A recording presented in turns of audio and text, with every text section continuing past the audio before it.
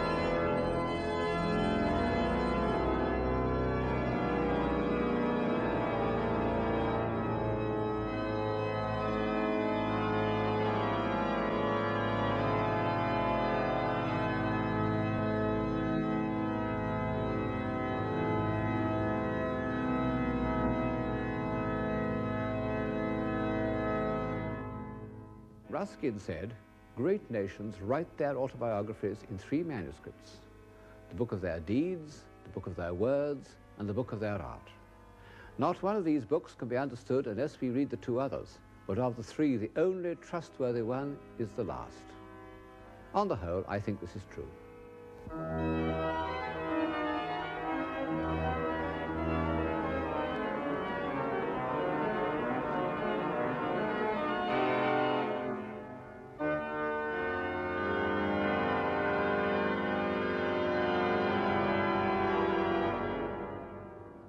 Looking at those great works of Western man, and remembering all that he's achieved in philosophy, poetry, science, lawmaking, it does seem hard to believe that European civilization can ever vanish.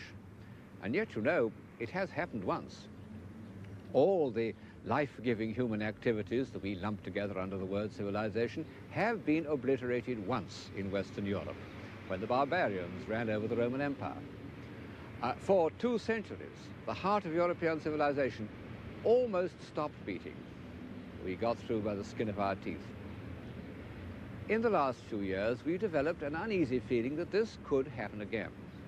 And advanced thinkers, who even in Roman times thought it fine to gang up with the barbarians, have begun to question if civilization is worth preserving. Well, this is why it seems to me a good moment to look at some of the ways in which man has shown himself to be an intelligent, creative, orderly, and compassionate animal. And the time to begin looking is the time when the old world of Greece and Rome had collapsed and the new world of Western Europe had not produced anything. But to the mother of a family trying to settle down in her little hut, it would have seemed less agreeable, as menacing to her civilization as the periscope of a nuclear submarine.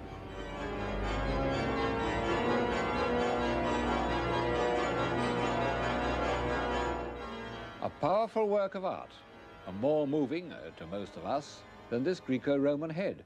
And yet this is from the figure that was once the most admired piece of sculpture in the world, the Apollo of the Belvedere. Well, whatever its merits as a work of art, the Apollo surely embodies a higher state of civilization than the Viking prow. The northern imagination takes shape in an image of fear and darkness, the Hellenistic imagination in an image of harmonized proportion and human reason. At certain moments, man has felt the need to develop these qualities of thought and feeling so that they might approach, as nearly as possible, to an ideal of perfection. He's managed to satisfy this need in various ways, through myths, through dance and song, through systems of philosophy, and through the order that he has imposed on the visible world. The children of his imagination are also the expressions of an ideal.